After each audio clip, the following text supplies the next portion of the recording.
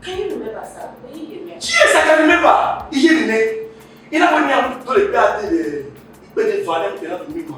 That reminds me. Yes. Have you contract on any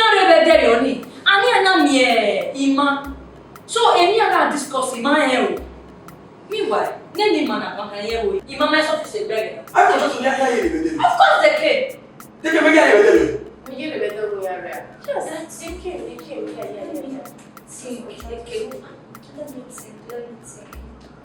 That's the idea. Don't Ima, my top person. Hey, Julie, you know where I'm in what office? What's the mood that you know going to? Grandmother, I go where I know going to.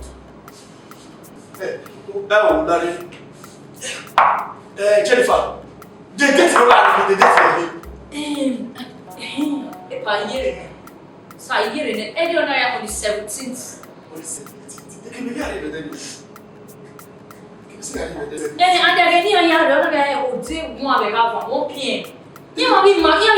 And discourse.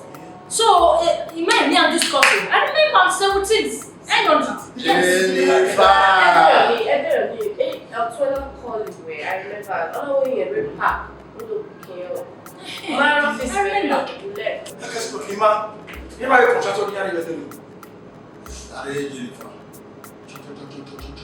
What's on the 17th? Ima, keep quiet. No way. He may buy it now. Let it them here. A matter now. I will contract on the young. So, ma, you get it. You know where I am. By now, where near the we are. So, ma, you ain't to look back. My, it remains a was up. They know my one year back point. So, in many ways, you understand. I have contract on Sinigele Ray for the past 2 weeks. Not just that. Ima, why are you like this? I don't know me again I remember vividly that they had a contract on the rain. But we had to discuss. And you guys came out of your office the same time. And you are standing a time away. And you have a contract on the manager. Normally, you see, no, we see. Every matter over with China. He didn't marry now. Who were him? I told I met a manager where he had so much. I have my mind. Oh, we know. What way? He could go on. Me what we go now? Laro, we no who was manager. What me about me? Yeah, who were good one? What me? Where me don't know. If we want me back now. Oh, we manager the Bema boy. Wow, no, we remain in another. What remain in another? That's what do I know. See my back with our office of bar. I'm going to go on with manager. What me back now? Who will remember? Manager. Now, we massacre so number. Ima, who are we? You have to take away office now. Who are you? No, I'm not going to do it. Their qualification we are one. They are here when now they are employ you now. We're not going to let people go. You stand there and talk to manager anyhow. In fact, the last time I checked, Mr. Matthews still remain our manager, and you are still under him. So you have no reason or whatsoever to go anyhow. You owe him that respect. Where? Wana, LD answerable to him. Amen. Yes. Where? No, you are not drawing beduna. Mind you, Larry. Mind you, where to go. Would you ever know what the manager? Wow, William. On an equipment.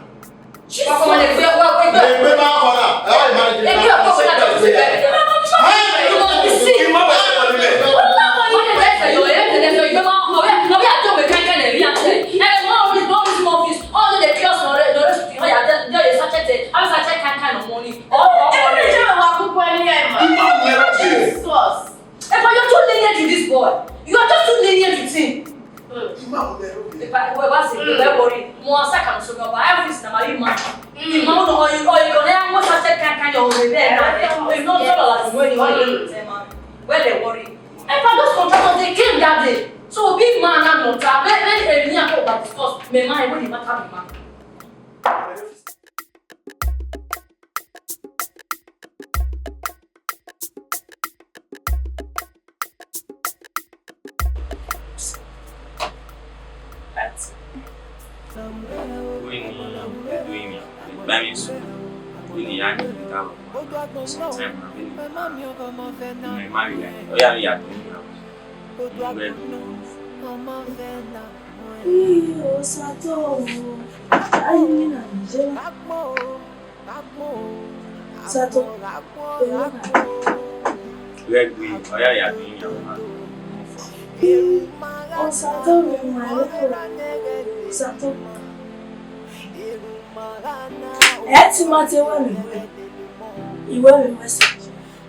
So when we are be him my like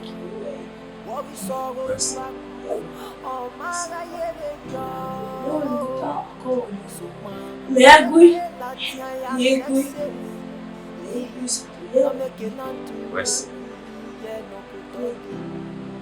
And when we yeah, when you're was every day matter so yeah, why we job and Saturday mo malake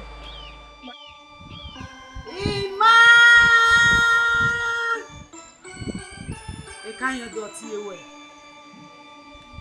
A year to a year and a year.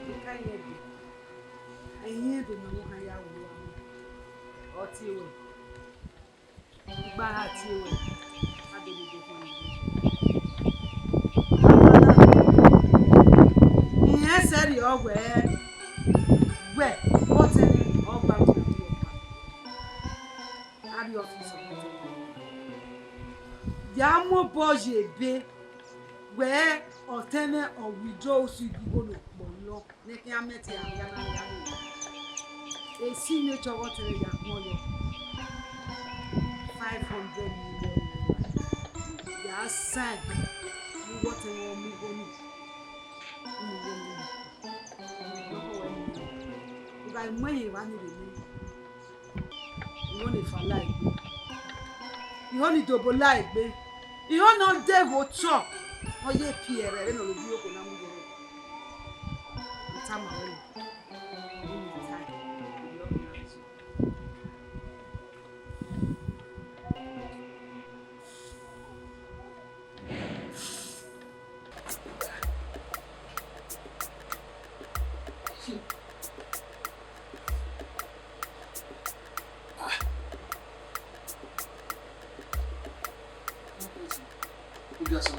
Imina me vai. Mira. O sabe se o não vou for one man away. Não é muito ah. Aí me viria.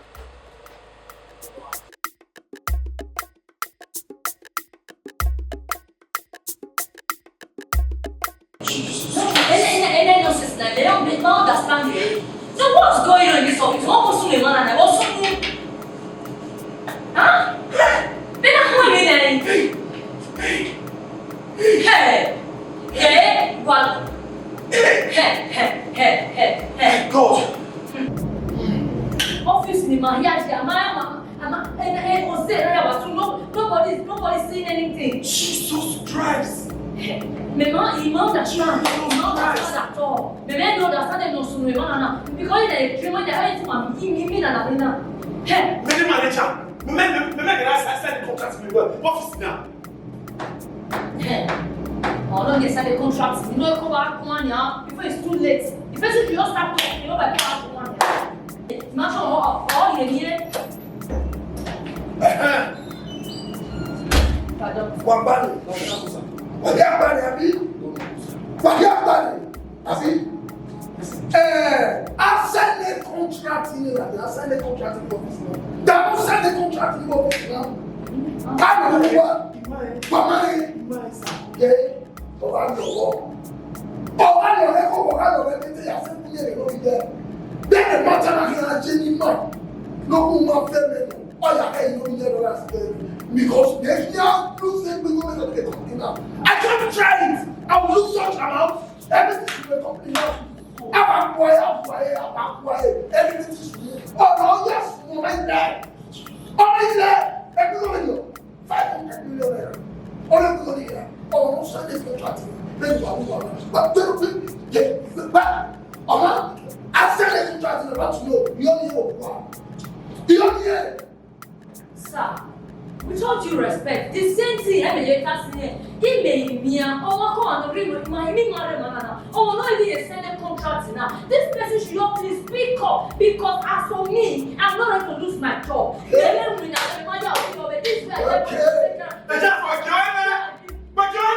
speak my mind. Let me see. But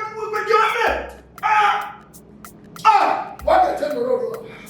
You know you are that thing wrong. Yeah, they tell me wrong. Not you. I don't want 500 million. Not at all. Don't. Jennifer Tanania. Maybe your panel, my brother. Okay. No, that many. If the man will be in the but to put it director, when we put in everyone. Okay, we will not have more in the hour. I say, what you know, sir? Every year, then all of us I can't go. Put our no sign on any honor Mama, Nala, not a better. Well, I can't go. Why check it? I can't go. Tell me, what do you where are you going? I don't care. Can you what? That thing here that shouts let's think about let's fight. I will fight. Go check your language. Don't be ready to fight. You think that? Well, I think you guys should think fast because even at one time, us a family wage and you want to get good wages, the father pay 100,000 for a year. Come over everywhere. Well, I think waiting fast. Within up to 3 days, better than what? I am a baby. In our day, you might not kill on it. Then, up with the other. Not yet, but yet, not yet, anymore. I'm a millionaire. I am loser. But I'm not a baby. Although, I heard the way when I have a water, you know, you have a bad day. They are okay. They are equal. But you have that day. Please, I want to beg. Hear him and now beg people who are happy by strength. Please let us see. Whoever that sent this contract, don't allow people. Manager, go ahead and see the one concern. He mean, voila. Oh, my God, no, he go now. Oh, God, let go. You know, man, you want me, because of this incident, and I'm not going to make it winner. Il faut qu'il voit en vie. Il y a un jeune femme, il faut qu'il voit en vie.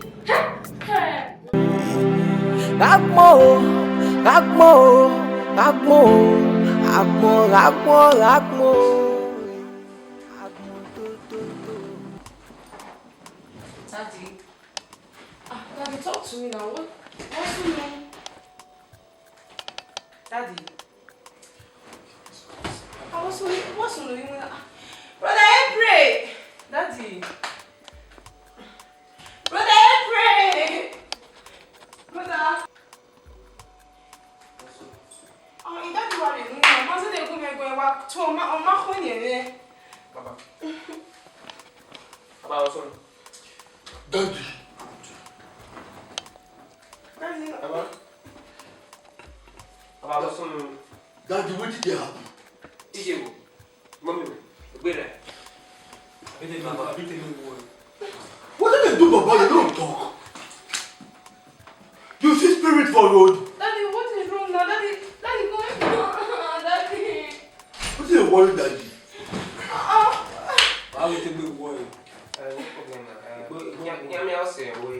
The grace. Daddy no talk to the quarter. Go meet Daddy for yours. Go meet Daddy for yours. I don't understand. Go meet Daddy for yours. It doesn't matter what Go. Yeah, man, they go away. Go meet Daddy. Panic. Don't worry. Where ya jebu? Eh na. Kwe call him mommy buse ko say hurry there. Ragmo.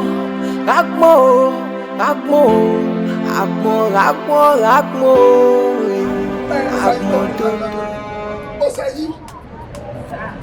I don't know even like Exco. On my employer. I'm working on my employer. Sure, sir. Mr. Matthew, you are working on it. Okay, yeah. Well, begging, if you are doing it, money, you are doing it. Every matter is for people. If you have an application on this company now, Mr. Martin of the application of your bank. But I have an application like company like National. Oh no, I'm talking of sure sir. You are the one that sure sir. You are telling me that sure sir. You are telling me sure sir. Tell me not a year. Sure sir. Sure sir, you are like tell me not a year. And I'm here or who year you only get to be here. And to make money, young women. They are Mr. Sure, sir. Honey, but when you want to show you talking, there's no problem. I want Mr. Matthew. The Matthew. They know what the company on you. Sure, sir. Hey, you just. I thought you were not repeated, man. Sure, sir. You are programming. 1 year. Why are you talking about the year? You are the door. 1 letter.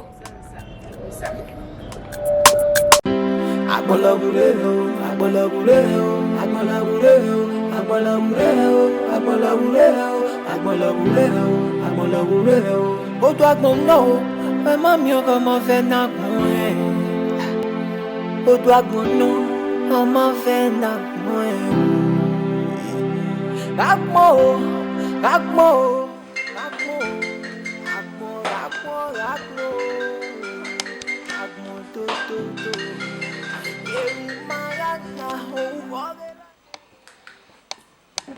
Hello.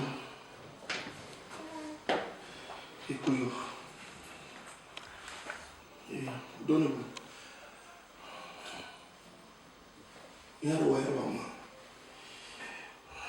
You be a kind of my man.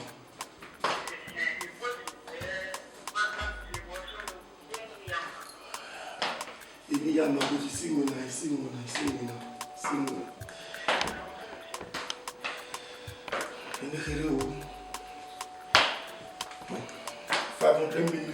500 million for me see là.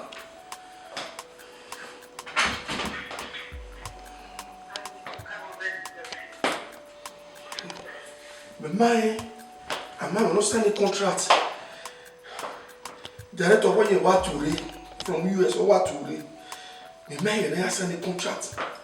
One by we read 3 days in the man my check. Now I'm going to soon. I don't know. Imagine at all. Everybody's confused. I know. Hey? Yeah. Me can't talk about what Denny Yari we are.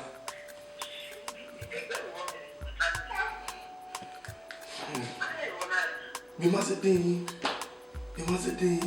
and there is nobody no control the office. I'm the manager. Yeah, they can ask solo. We are 3 days in Noma. We are to the belly. I don't know. We are missing.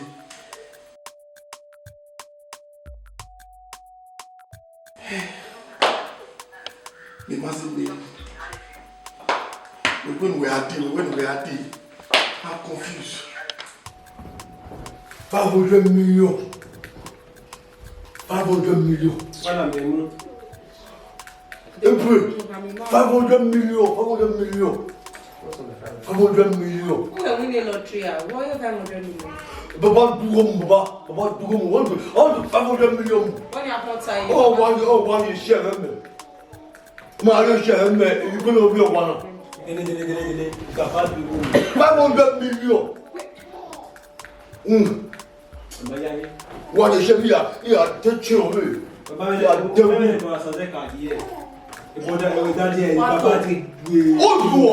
if you are, 500 million. Who are only? When I only 500. shut up, what I woman. God calling you. Oh, 1,000 million. Yeah, money. Baba is a thief. Baba is a thief. Oh, my God, I don't want to. Oh, one boy. They take Baba is a thief. They want to put you out. Oh, one boy. What about one? I'm not sure. Everyone. Ni ati baba rẹ̀ náà nago. Tuta nanu. Oh, you found them you. Oh my God, share me. I don't wanna. Found them you. Baba Otani only one no ewe. We get it with 500 million naira more. April. Come. Tisak. Daddy, that money will give. You will give me my last. Shut up. I hear daddy because they make up. Daddy because they make up. Because they come home. Why have you not seen? Daddy because they come for me. Because you don't carry 500 million. May come. Don't go carry her. Hey, give me my share. Go marry the brothers as a year. The man of year. Let them knock him on. On a new boss, no boss, no. Oduagbon.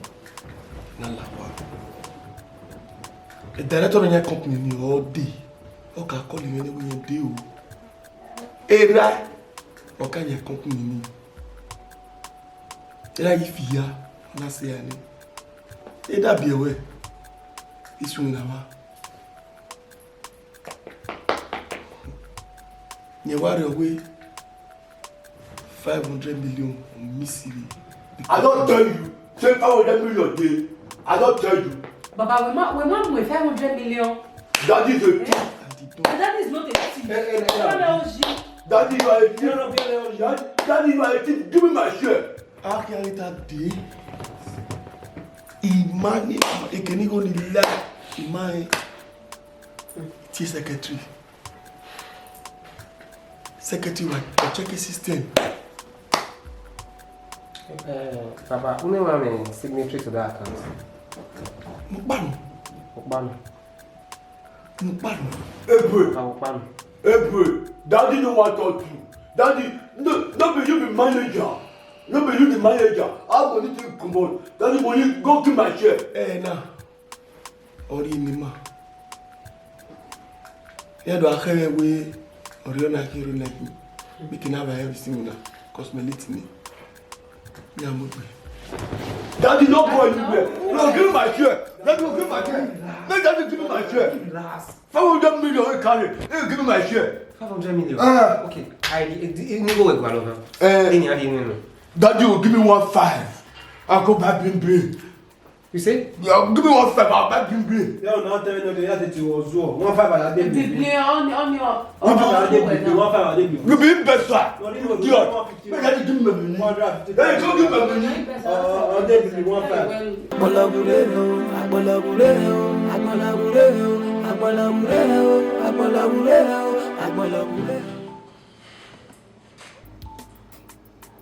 Secretary. Sir.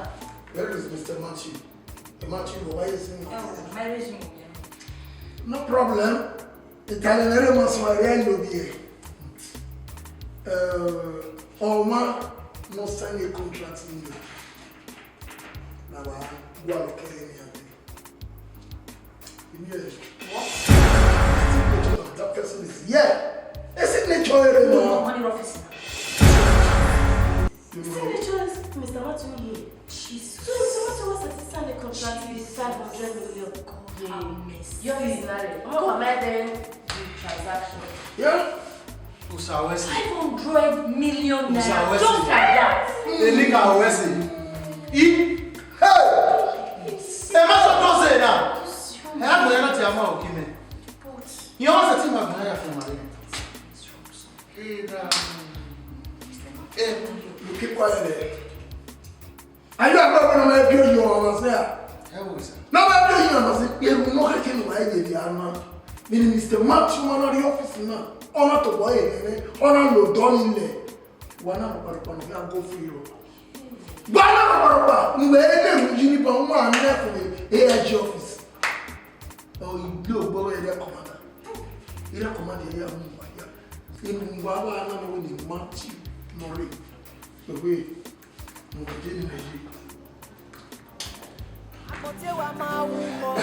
Mr. Matthew, about him. Mr. Matthew, Larry, come closer. You're walking on. I'm walking on. I say, Mr. Matthew, the signature, I say, just look at it very well. About the signature, I say, I need signature. Yeah, the signature, Larry, we'll do one. No. Only your 500 million. So Matthew, I'm sending a contract. Jesus Christ! What's that? Okay, I'm 24%.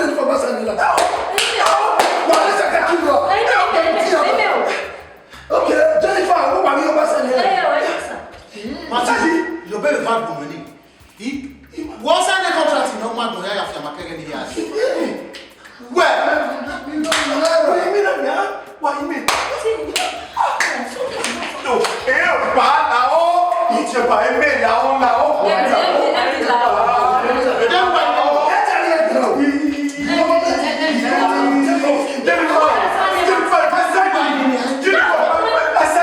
Jennifer, wait a minute. Okay, listen.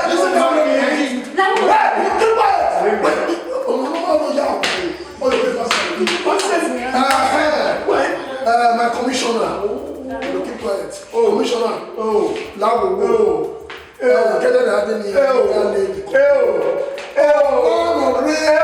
In charge of the 500 million naira. Yes, signature you are signing the contract.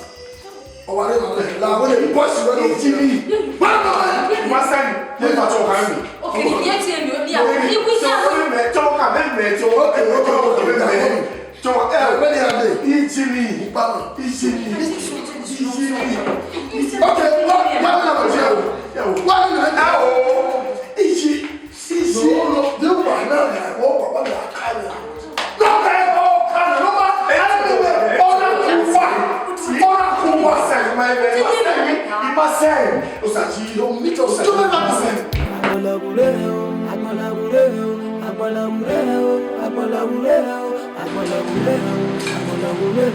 Oduagbon no,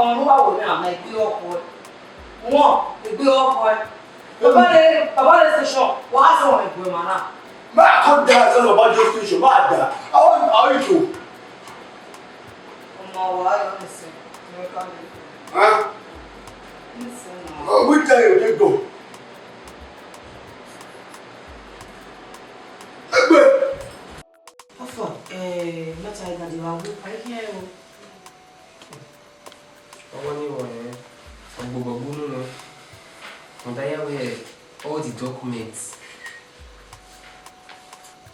The signature or that everything our link here to Iran direct. So probably reflective account Iran again 500 million of happy. That would be maybe always at the online or those stops. What's kind of nonsense online? Eh? So what's I'm now banking now? This about trace me banking now. They go like a cat daddy. Eh? Moreover, that's your harm. I can no second, no more sign. Eh? Oh, that company account and signature I have withdrawn. So the lawyer was so blunt about it where the way it is, a value property okay, Baba, a value is not to 500 million. Okay, after that, I have the family name, I'm a blacklist. So automatically, any of us managing another government until Okpa rise up or where I pay back the debt of fatherhood.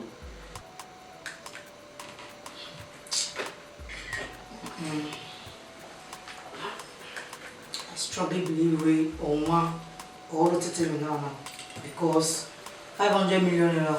How do you go to now? Why happen now?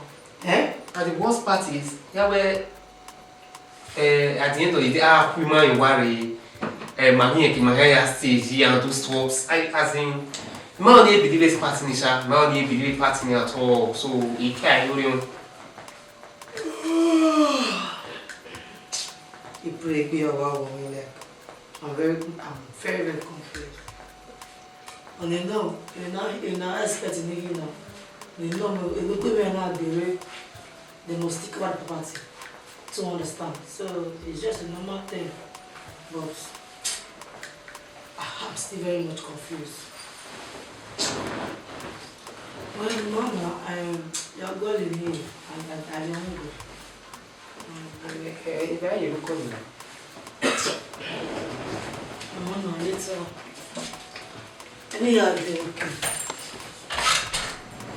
I don't know.